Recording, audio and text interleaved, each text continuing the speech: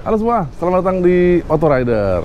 Kita pagi ini akan riding bareng teman-teman di pusat kota Jakarta. Ya, karena hari Sabtu jadi namanya Satmori, Saturday Morning Ride. Kita naik motor yang kemarin jadi viral di acara pameran GIAS, Gaikindo Indonesia International Auto Show, yaitu motor listrik. Ini di motor ini. Ya, ini adalah Alpha One dan kita akan riding naik motor ini keliling-keliling. Kita akan ke Kopi Pancoran dan nanti balik lagi ke sini. Tapi kayaknya kita ke Kopi Pancoran dulu deh. Saya pengen nyobain seperti apa rasanya Alpha One yang dijual di Jakarta dengan harga 34,5 juta rupiah ini. Kita kemarin sempat nyobain di parkiran, tapi sekarang kita bisa nyobain di jalanan bareng teman-teman yang lain, ada banyak banget. Dan kita akan riding pagi ini, nggak jauh-jauh amat sih, tapi mudah-mudahan bisa buat ngerasain impresi pertama di jalan raya. Yuk, ikut saya yuk, kita ke Kopi Pancoran.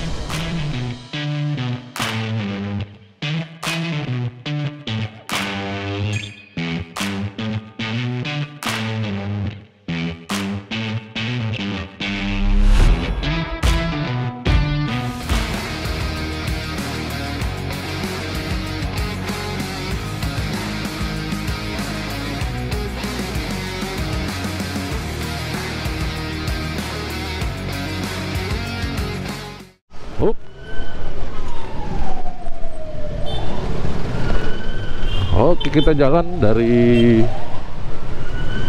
Kopi Pancoran di Glodok ya. Jadi Mas Bro, tadi pagi sudah jalan kita dari SCBD menuju ke Glodok. Dan sekarang kita jalan balik nih ceritanya. Kebetulan dikasih 4Rider jadi agak-agak wiu-wiu gitu ya.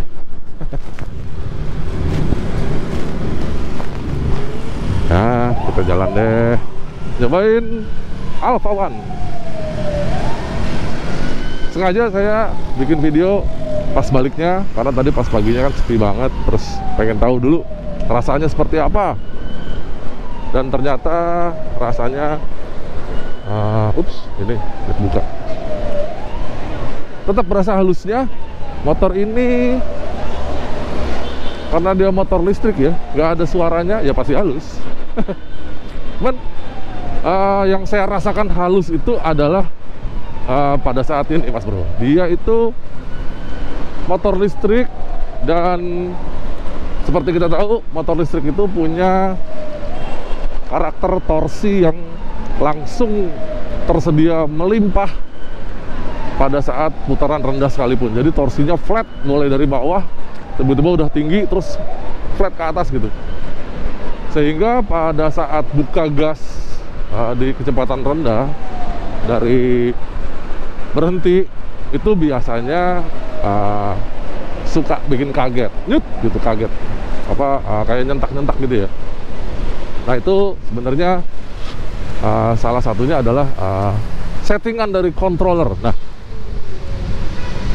buat saya yang biasa naik motor bensin, ya kita kan pengennya naik motor bensin pindah ke motor listrik ya kan. Nah di Alpha One ini ternyata karakter start pas awalnya itu masih mirip dengan motor bensin. Kayak gini nih, dia kan tadi ya begitu kunci kotak diputar, dia belum ready, harus tekan rem dulu, putar gas dikit dia baru ready. Dan pas lagi diputar gas, lihat nih, rasanya halus banget. Jadi nggak ada nyentak-nyentaknya sama sekali.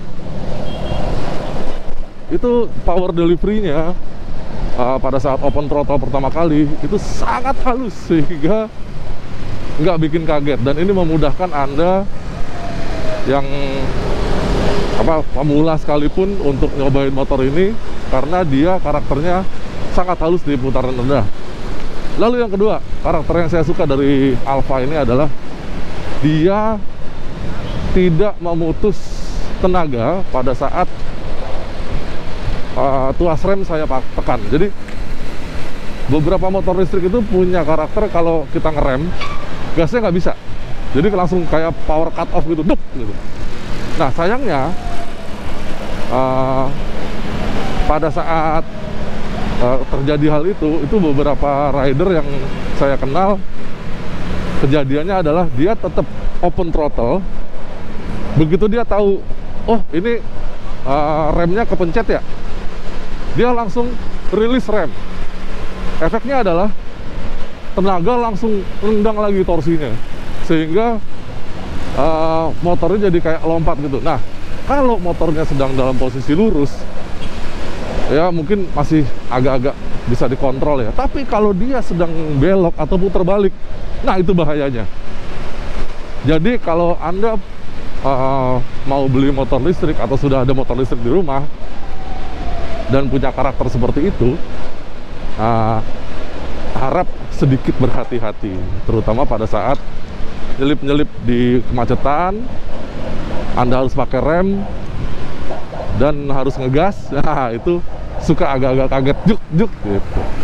Apalagi kalau lagi putar balik, itu agak berbahaya. Nah motor ini Anda tetap masih bisa ngerem.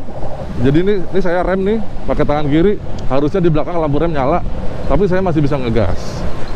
Jadi rem kiri maupun rem kanan, dia motornya masih bisa digas. Oke, itu membuat karakternya jadi mirip seperti motor bensin pada umumnya.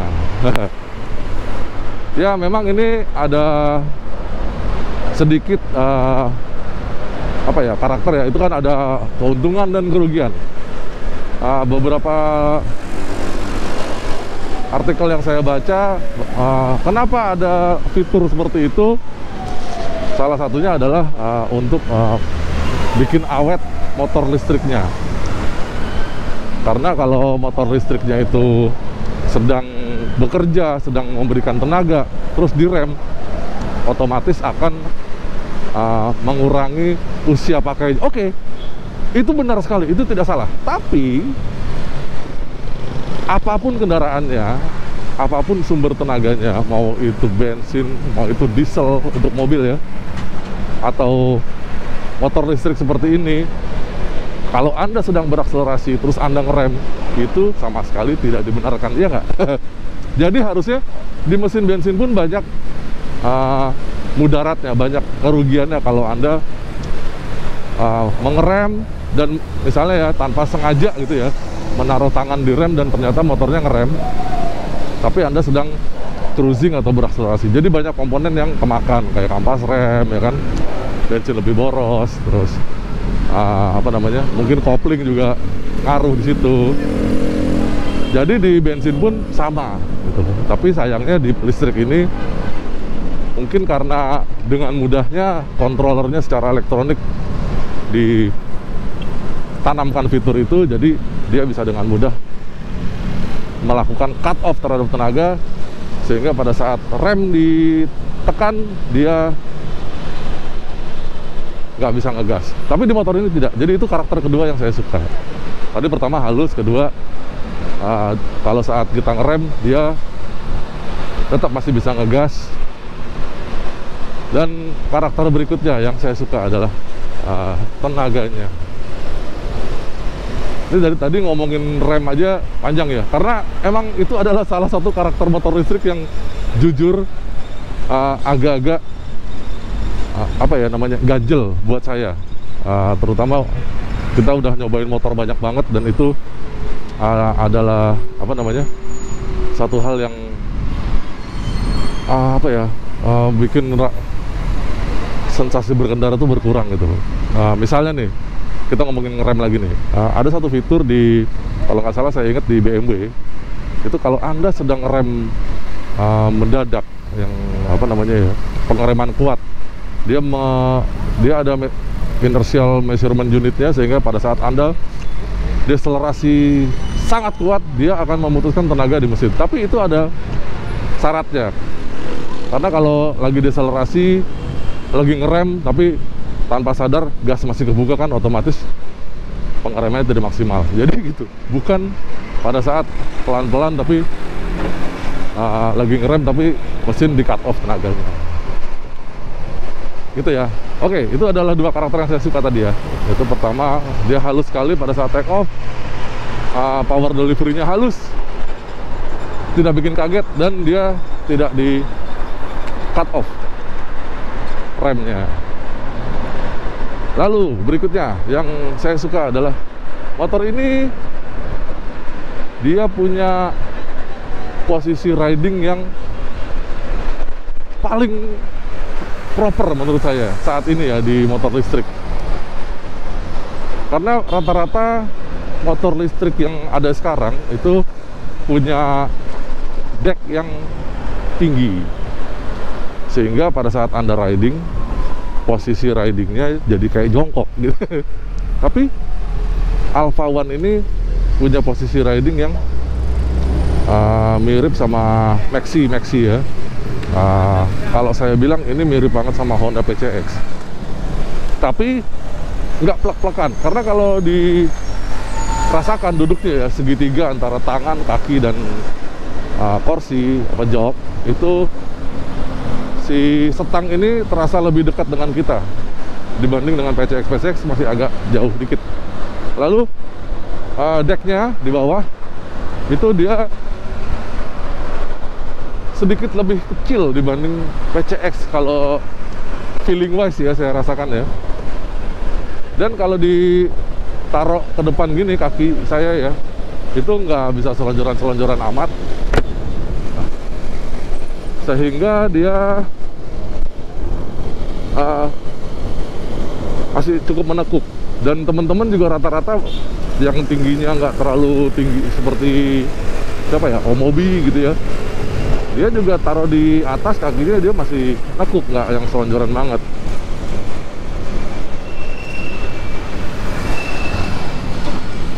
Nih kita sekarang coba lihat nih, ini Omobi kakinya taruh di atas tuh, masih nekuk dia. Coba taruh di atas Om, kaki taruh di deck sini. Iya. Nekuk nggak? Bisa selonjoran nggak? Nggak bisa, nekuk. Masih nekuk ya. Oke, sekarang Dan Dimas coba. Dimas coba. Dim, coba Dim, taruh di depan Dim. Selonjoran nggak Dim? Nekuk. Masih nekuk juga. Jadi nggak maxi amat sebenarnya ya. Ya nggak se-maxi X-Max. Iya. Nggak se-maxi. Tapi ya oke lah, masih ada dua posisi riding. ADV kayak gini nggak sih? ADV lebih sempit lagi. Lebih sempit lagi. Iya, karena di depan dia nggak panjang, cuman segini doang nih. Tapi ini ada dua posisi kan? Ya. Ya oke lah, ya kan? Salah. Sobet lah. Buat Dan Dimas masih oke karena lu pakai sepatu berapa? Gue pendek. Enggak, lu kan mencerminkan rata-rata postur tubuh orang Indonesia.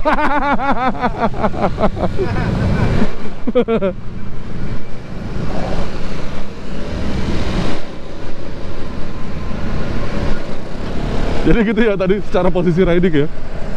Diwakili sedikit sama Omobi sama Dan Dimas. Oke, kita lanjut lagi.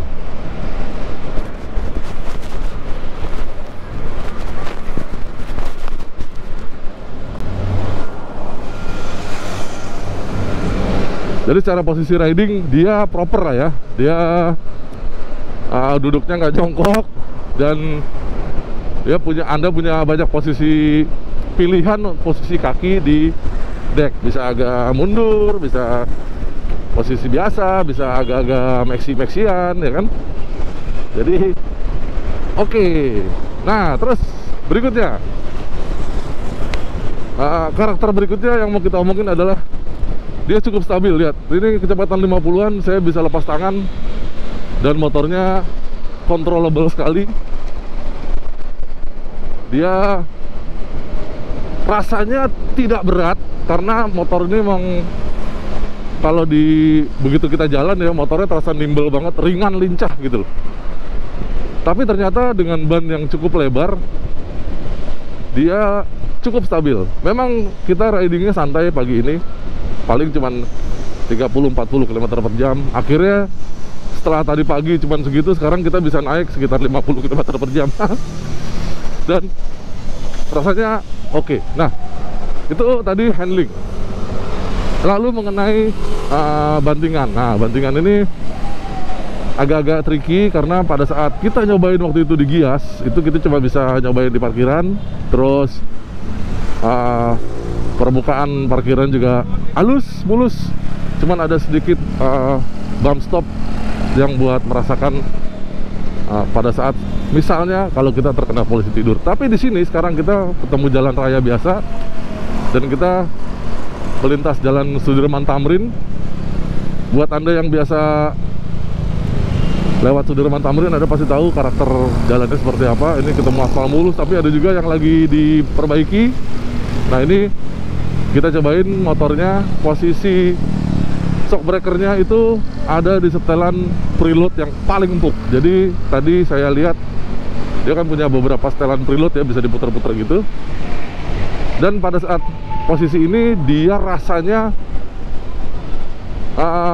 pada saat lari pelan terasa empuk, tapi begitu agak kenceng lari sekitar 30-40 seperti ini, Anda bisa merasakan guncangan jalan yang lebih terasa. Dan paduan antara damping dan reboundnya menurut saya ini baru kerasa agak stiff di kecepatan agak tinggi. Nanti kita akan coba lebih lama lagi pada saat test ride harian, dan kita akan coba bagaimana kalau buat boncengan juga. Itu sih ada yang boncengan di depan ya, nanti coba kita tanya seperti apa. Soalnya kalau buat boncengan kayaknya ayunannya jadi lebih empuk gitu loh. Kalau ini nah ketemu jalan bumpy seperti itu berasa dek gitu.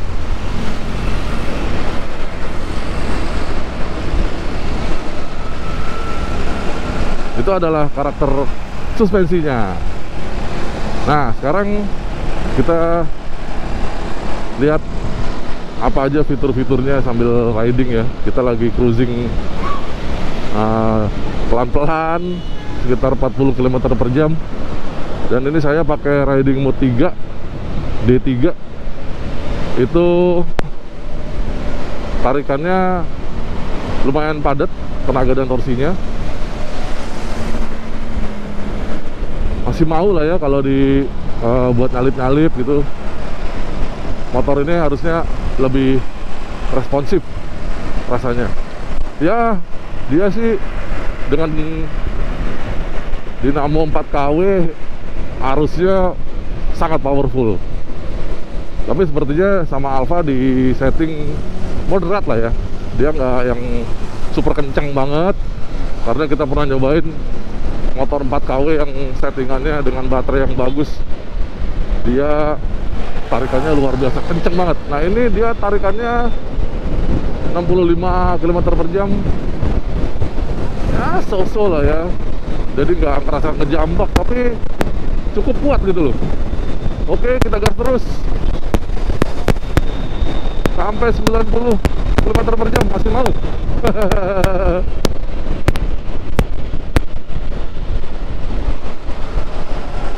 Tarikannya rasanya halus Mas Bro, tapi ada terus gitu.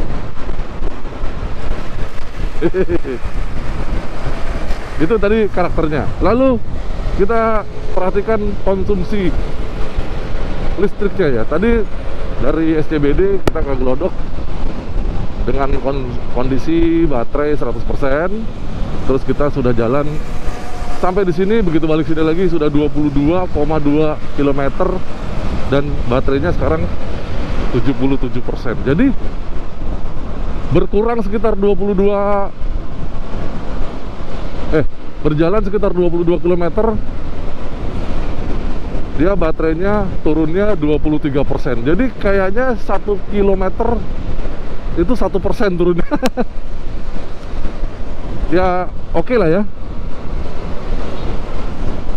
Tapi kan ini kita jalan santai ya. Dari tadi kita lebih banyak pakai riding mode 1 karena jalan cuman sekitar 40 km per jam. Riding mode 1 itu mentok di 45 km per jam Mas Bro. Jadi kalau Anda lagi jalan santai, riding mode yang D1 aja udah sangat cukup. Nah, sekarang begitu rombongan agak kenceng, kita bisa pindah ke riding mode yang agak tinggian. Jadi itu tadi Sekarang 76% sudah 23 km trip meternya. Harusnya bisa panjang ini motor, karena dia klaim dari Alfa adalah 70 km range dari baterai 100%. Nanti kita coba beneran ya, bagaimana kalau kita pakai dengan gaya berkendara eco, dan bagaimana rasanya kalau motor ini kita bawa agak agresif dan boncengan. Penasaran juga sih seberapa boros sih konsumsi listriknya. Karena kalau motor listrik itu kaitannya mungkin bukan soal biaya ya, karena listrik kan masih murah lah ya, dengan per kWh nya sekitar 1.800 per kWh. Tapi yang jadi concern adalah kalau naik motor listrik adalah range, jarak tempuh. Seberapa jauh Anda bisa menempuh perjalanan dengan baterai yang tersisa, kan kira-kira gitu ya.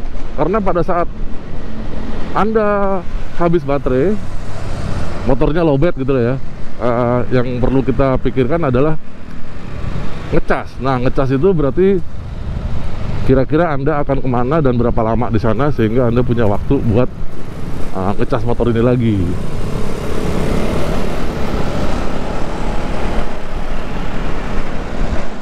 Jadi nanti kita cobain ya, kira-kira berapa boros.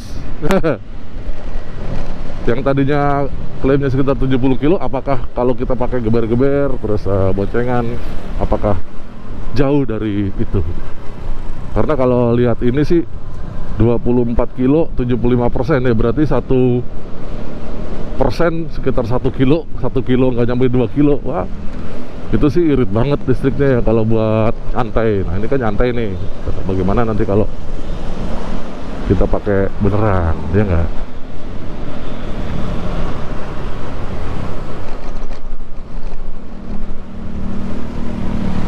Jadi intinya Mas Bro, motor ini dia dipakai harian harusnya rasanya jauh lebih enak dan jauh lebih irit ya kan. Dan kita penasaran bagaimana rasanya kalau memang beneran nanti kita pakai harian. Cakep pokoknya deh. Oke, itu tadi beberapa hal yang saya suka ya. Yang saya nggak suka nih sebenarnya nih, ya pertama itu stangnya agak deket sama kita nih sebenarnya ya. Jadi untuk riding itu apa ya, kayak mungkin kalau Anda nggak setinggi saya, posisi ridingnya pas ya. Tapi kalau Anda kayak saya, jadi posisi ridingnya nggak maxi amat ya kan. Terus yang saya lihat bikin kurang serak lagi adalah tampilan dari komponen-komponennya ini harusnya masih bisa diperbaiki, karena plastiknya tampak bukan plastik yang apa ya, bukan plastik mahal gitu, bukan. Jadi tingkat kepresisiannya juga sepertinya masih bisa diperbaiki lagi, terutama di karpet bawah itu masih ada yang suka bergelombang, nongol-nongol ya kan. Terus joknya ini dia emang empuk banget, tapi jadi apa ya, buat saya sih berasanya lebarnya tidak lebar-lebar banget gitu loh. Tapi ini udah cukup proper dengan ada lumbar support dan segala macem. Apalagi buat yang belakang juga ada apa namanya, footstep ya. Jadi motor ini banyak menariknya menurut saya. Karena kalau kita lihat nih, lihat lagi ya dari belakang ya. Oh ya, satu lagi yang agak aneh adalah nanti kalau ketemu langsung di jalan ya, dia posisi bannya sama spakbor, hampir semua motor itu spakbornya agak miring ke kiri dikit. Ya tapi it's okay lah ya kan. Nah, satu lagi yang menurut saya karakter motor ini menarik karena dia posisi bannya sepertinya masih bisa digedein sedikit ya. Di belakang kan pakai ban 110, profil 80, ring 14, masih bisa digedein dikit lah ya. Jadi pilihan bannya juga banyak, dan Anda kalau ganti ban ini cukup mudah karena peleknya terpisah dari hub motor. Ada 4 baut yang bisa dicopot, sehingga tidak seperti motor-motor listrik lain yang hub motornya jadi satu sama as. Wah, itu sih agak susah. Oke, gitu deh kita summary kita pagi ini. Terima kasih buat Anda yang sudah nonton. Kita pengen banget nyobain motor ini di Jakarta buat harian. Bagaimana rasanya ya? Tuliskan komentar Anda di bawah. Dan terima kasih yang sudah subscribe ke Autorider, udah like video ini dan membagikan video ini ke teman-teman Anda yang lagi nyari motor listrik. Main-main juga ke website kami www.autorider.com, dan follow juga kami di sosial media Instagram dan TikTok kami di @autorider.com. Sampai jumpa di video kami berikutnya. Dah.